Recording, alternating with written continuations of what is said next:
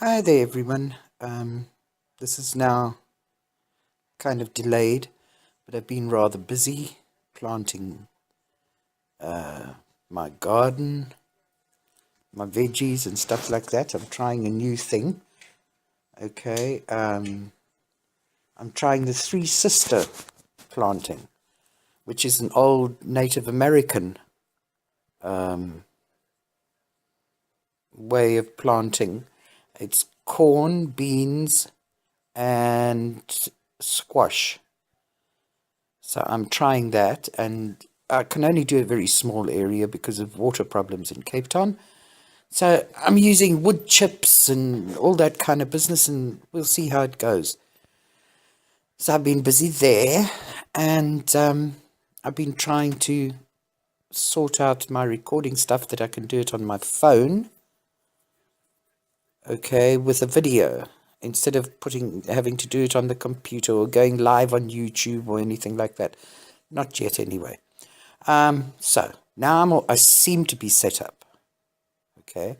So now for what is it? The fourth part, the reaction of my adopted family and my birth family to me finding and meeting my birth mum. Okay. That was a rough journey on all sides. Oh, and that's looking out of my lounge window. Okay. I had included my adopted sister in all of my journeys, okay, to finding my birth mum. I mean, I would contact her once a week and let her know what I'd been doing, and if anything of great importance happened, I'd contact her during the week as well. But she was informed every step of the way, okay? Anyway, it was a Saturday when I got the call from my birth sister about my birth mum, okay? And I contacted my sister and I told her, my adopted sister, and I told her, okay, that I'd found my birth mum and I'd spoken to my birth sister and blah, blah, blah. And there was dead silence the other end of the phone. And then she turned around and she said to me, "You have cut something between us." And that was me finished. Just those words did something to me, okay, that I never expected. I felt like everything had just fallen out of me. I felt like somebody had punched me in the stomach and stuck a vacuum cleaner inside me and just sucked everything out of me. It was, for me, it was devastating. Yes, I know I'm using a very highly dramatic word, but it really was. It, I never said anything. I just put the phone down. I just cut the phone off because I didn't know what to say. It was such a shock, okay, to me that I was speechless. And for me, that's a miracle all of its own.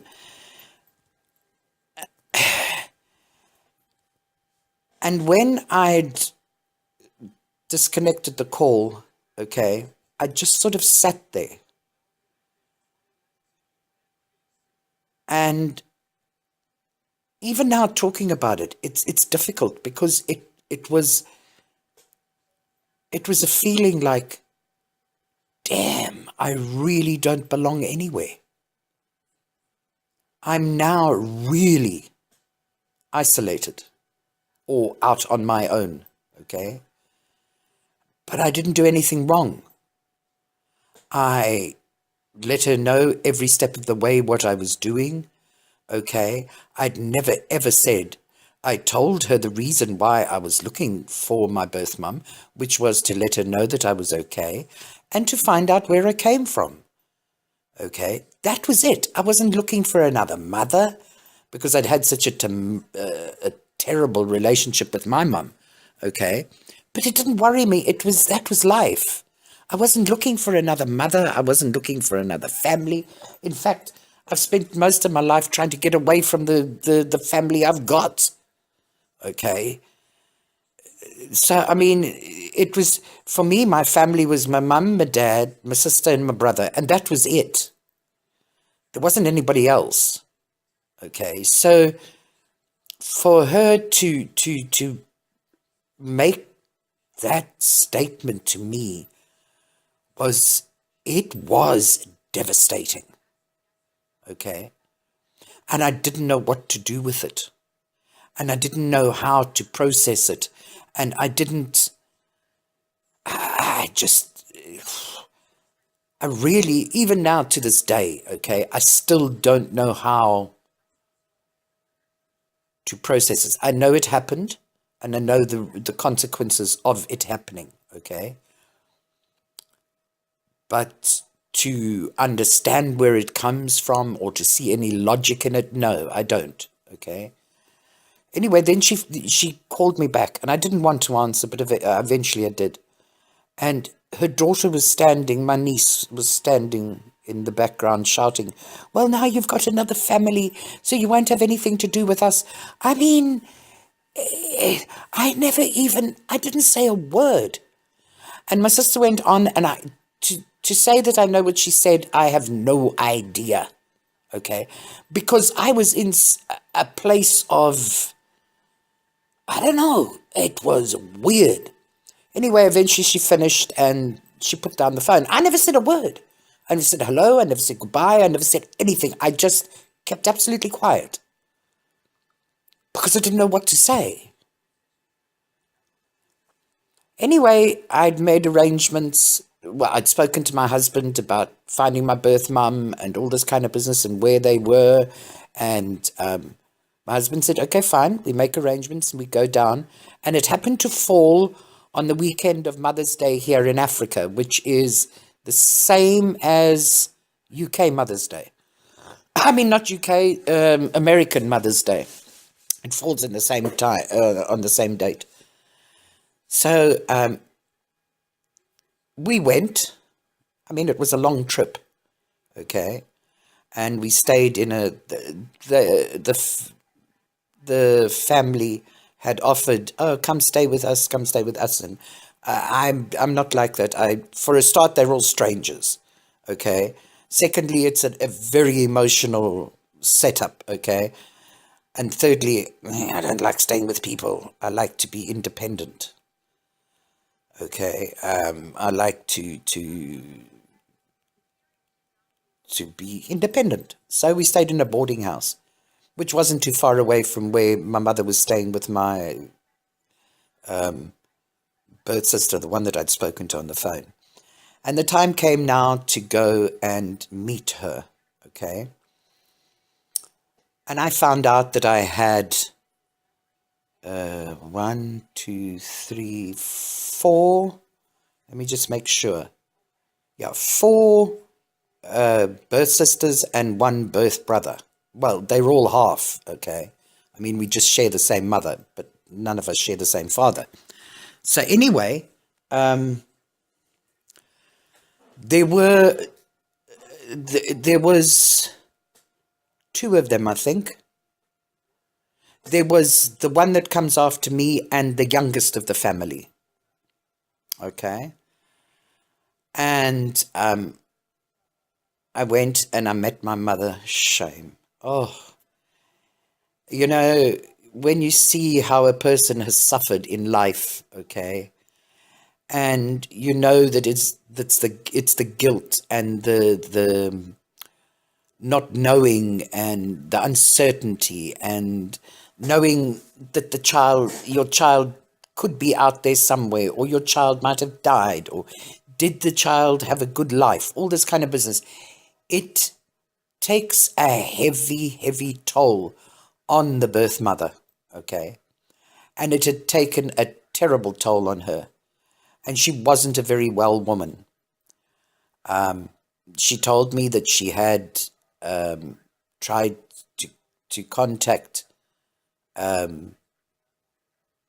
the social services, okay, to find out if I was all right and everything, and they wouldn't give her any information and all this kind of business.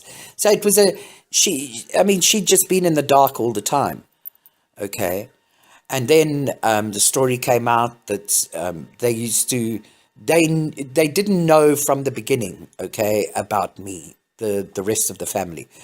But as they got older, they started noticing that on Christmas and at a certain time of the year, just after Christmas, okay, she would be very, very quiet and she'd be alone a lot, okay. And then when the story came out, why?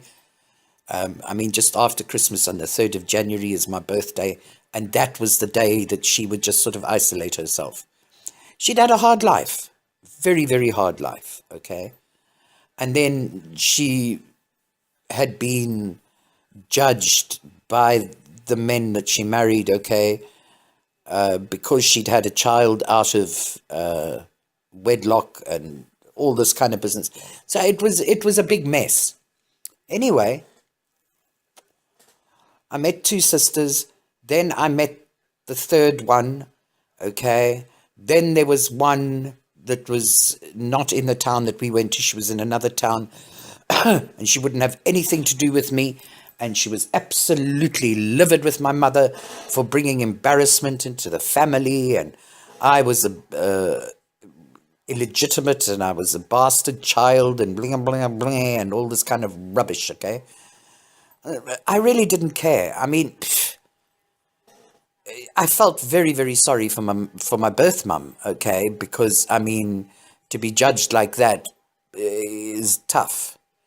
And there was no reason for it, none whatsoever.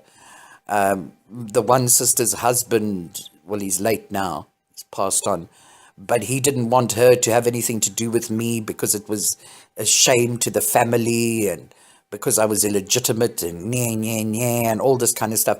It was a big mess, okay, in that sense. But, you know, the thing is, I wasn't looking for another family. All I wanted was to find my birth mum, to let her know how I was, and to find out where I came from, which I duly did. Now, on to my adopted sister's side. Things got worse and worse and worse, okay? And it didn't matter what I said. She was on this rant of how I had destroyed everything and blah, blah, blah, and all this. So in the end, I said to her, right, I've put up with you for 50-something years, with you looking down on me and demeaning me and treating me as if I'm a child and all these kind of things, just because I'm not the way that you and mum wanted me to be. I am me, and that's not good enough, so cool. You stay your side, I stay mine. Stay out of my life. I want nothing more to do with you. And that was that, okay? Do I miss her? No. I feel a bit bad to do with my parents, okay, to say that now I have nothing to do with her, okay, but that's all right. Of course, I think of her. I shared a life with her, okay. So, I mean, obviously I think of her, but to say I miss her or anything like that, no. Forgive her. I don't forgive her, but I forgive for the sense that I've got to release myself from that anger and that hatred and everything that went along with it, okay, over many, many years, okay? So, yes, I've forgiven. I don't accept what she did. I don't understand it, but I need to release that hold that she had on me by keeping me angry and hateful, okay? So I've done that. There are times that I remember and I get angry, okay, and things.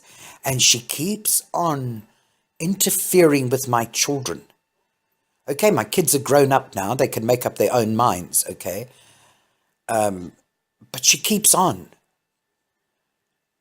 When I cut things, I cut everything, and that was it. Okay. Her children never contacted me except to be nasty to me.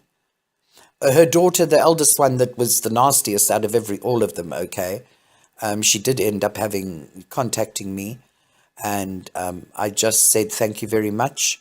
It is what it is, and that's it. Blessings, and enjoy your life, and I hope your life is good. And that was it. Okay. Um, I think this is long enough now. I mean, phew, this is kind of long. Okay. So, once again, we reach the end. May your gods go with you. Be good to each other. Treat each other and strangers with kindness. Ciao, ciao.